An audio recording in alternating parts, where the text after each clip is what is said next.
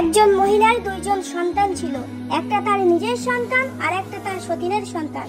সেই মহিলা সবসময় সতীনের সন্তানকে কোলে নিয়ে বেড়াতো, কখনোই কোল থেকে নামাতো না, এমনকি কোলে নিয়েই সংসারের সমস্ত কাজ করত।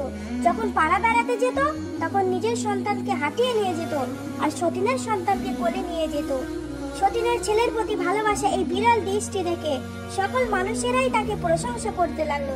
সবার মুখে একই কথা, এই মহিলার মতো আর ভালো মহিলা নেই, যে কিনা নিজের সন্তানের থেকে সতীনের সন্তানকে অনেক বেশি ভালোবাসে।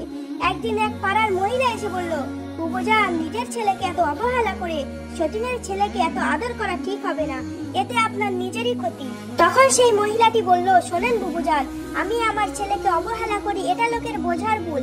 তাকে আমি হাঁটিয়ে নিয়ে বেড়াই এই জন্য যেন তার পা শক্ত হয়, আর সতীনের ছেলেকে কোলে করে রাখি এই জন্য যাতে সে হাঁটতে না শেখে, কোলে থাকতে থাকতে অচল আর পঙ্গু হয়ে যায়।